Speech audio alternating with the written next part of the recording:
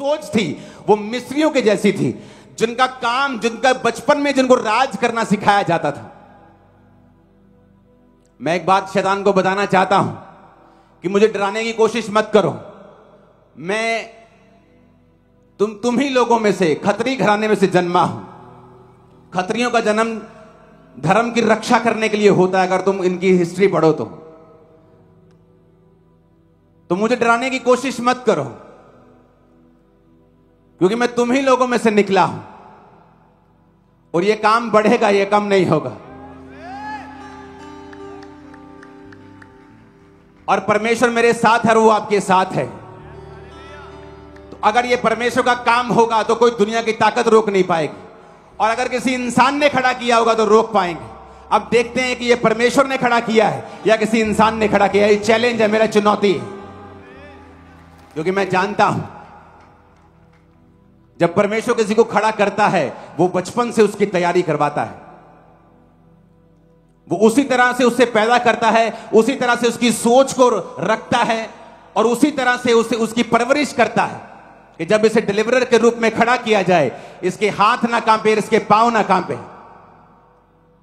मैं आपको बता रहा हूं, परमेश्वर का हाथ आपके सिर के ऊपर और आपके परिवार के ऊपर है, और आप एक बड़ा काम करने जा रहे हो यीशु मसीह के नाम से। एक पेड़ जब बोया जाता है तो एक बीज के रूप में होता है। मत समझो कि ईसाई लोग गरीब हैं, ये थे, अब ये सबसे ऊपर जाने वाले हैं पंजाब में और पूरे इंडिया में। आप बेस्ट जाने वाले हो यीशु मसीह के नाम में, आपको बता रहा हूं, मैं आपको सच कह रहा हूं। एक समय आएगा जब आपके बच्चे बेस्ट कुर्सियों के ऊपर होंगे, बेस्ट प्लेसेस के ऊपर होंगे, बेस्ट देशों में भी होंगे, हर जगह बेस्ट आपका हिस्सा होगा यीशु मसीह के नाम में। आमीन। मेरे को ऊंचा वाला, ऊंचे वाला, ऊंचे वाला और ऊंचे वाला चाहिए चर्च।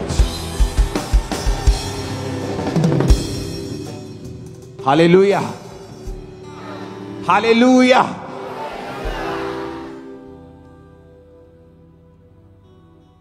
एक दिन मैं अपनी कास्ट की हिस्ट्री पढ़ रहा था। मैंने कहा ये नरूला कौन होते हैं। जब मैंने इसकी हिस्ट्री को पढ़ा तो मैंने देखा कि नरूला एक ऐसी कास्ट है जिन्हें चुना जाता था धर्म की रक्षा करने के लिए स्पेशली। लेकिन इसलिए कि मैं अपनी कास्ट, अपनी पढ़ाई के ऊपर, अपनी काबिलियत के ऊपर घमंड ना करूं, तो परमेश्वर ने पहले मुझे नशों में जाने दिया, मुझे पागल किया, मुझे मेंटली अपसेट किया, मुझे जीरो किया, ताकि जब मैं वापस परमेश्वर में काम करने के लिए आऊं तो यही कहूं कि खुदा ने किया, खुदा ने ऊंचा किया, उसी ने चुना, उसी ने काम किए। ओ आमीन। मेरे को ऊंचे वाला चाहिए। तो मैं आपको बता रहा हूं, जो ये हो रहा है ये परमेश्वर का मास्टर प्लान है। जो आप अपनी आंखों से होता हुआ देख रहे हो, ये परमेश्वर का स्वर्गीय प्लान है।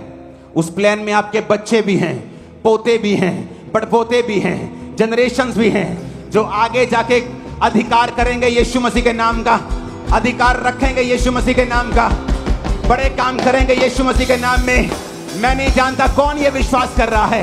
अगर आप कर रहे हैं तो ये मसा आज आपकी स्पिरिट्स के अंदर जा रहा है। और मैंने कहा अगर आप विश्वास कर रहे हैं आमीन बोलते हुए, तो ये अनॉइंटिंग भी आपके अंदर जा रही है और ये आपके जनरेशंस के अंदर जा रही है। ये बीमारियों को काट रही है, कैंसर को काट रही है, टीबी को काट रही है। आमीन। मेरे को 7 बार चाहिए और ऊंची आवाज में चाहिए चर्च। हालेलुया।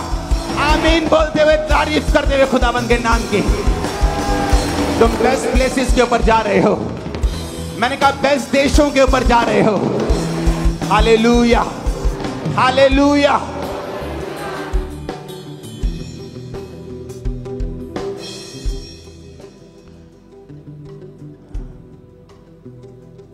मुझे आज भी याद है कि मैं कितना नशे में, कितना पापों में, कितना संसार में खोया हुआ एक व्यक्ति था। तो मैं जुआ खेलता था, तो एक लड़के के साथ मेरी लड़ाई हो गई और मैं इतना सांसारिक व्यक्ति था। आज लोग बोलते हैं कि आप अपने दुश्मनों के खिलाफ क्यों काम नहीं करते, आप अपने खिलाफ बोलने वाले के लिए खिलाफ क्यों नहीं बोलते। क्योंकि मैं उनकी वीडियोस कभी सुनता नहीं, कभी देखता नहीं वो क्या कह रहे हैं, क्योंकि मुझे जवाब नहीं देना। मेरा यह विश्वास रहता है अगर मेरा परमेश्वर जिंदा है, जब वो जवाब देगा तो वो लाल कर देगा, मुंह भी, पीठ भी, सब कुछ फिनिश कर देगा तुम्हारा। अगर एक छोटा बच्चा अब किसी को मारेगा तो कितनी चोट मार लेगा, लेकिन अगर छोटे बच्चे का बाप आकर मारेगा तो टांगे भी तोड़ देगा, सब कुछ खत्म कर देगा। तो मेरा बाप जो सामर्थ्य है, मैंने उसके हाथों पे सब कुछ छोड़ा है। लेकिन मैं बताना चाहता हूं, मैं ऐसा नहीं था। मैं भी एक संसारिक व्यक्ति था, और जब एक लड़के के साथ में लड़ाई हुई तो उसके मारने के लिए मैं गन ढूंढ रहा था कि मुझे कहीं से पिस्टल मिल जाए और मैं इसको रात के वक्त गोली मार दूंगा। मैं ऐसा व्यक्ति था, लेकिन परमेश्वर ने मुझे चुना, ठहराया, चेंज किया, ब्लेस किया, बदला, और बदला हुआ सब रूप आपके सामने रखा है। आज कुछ लोग बदलने की घोषणाएं तो करते हैं, अपने नाम के आगे पास्टर और तरह तरह की उपाधियां लगा लेते हैं, लेकिन उनका स्वभाव आज भी किसी अविश्वासी से कम नहीं है। बदनाम करने वाले, लड़ने वाले, झगड़ने वाले, धमकियां देने वाले। लेकिन परमेश्वर ने क्या कहा, जब तुम मसीह में आ गए, तुमने पुराने स्वरूप को क्या कर दिया, त्याग दिया, तुम नए हो गए। अब नया व्यक्ति परमेश्वर के ऊपर आस रखता है, उस पर विश्वास रखता है, उसके हाथों में सब कुछ सौंपता है। तो इसलिए बाइबल में लिखा, प्रभु यीशु मसीह ने धमकियों के बदले धमकियां नहीं दी, पर वो अपने आप को सच्चे न्याय के हाथों में सौंपता था। यह है असली क्रिश्चियनिटी, सच्चे न्याय के हाथों में अपने आप को सौंप देना। और फिर देखो आपकी लाइफ में क्या होता है। जब खुदावंद आपका केस लड़ेगा, वो अच्छा लड़ेगा, 100% विक्ट्री के साथ वो आपको लेके आएगा। आमीन। ऊंचा चाहिए चर्च। एक टेस्टमनी को हम सुनेंगे।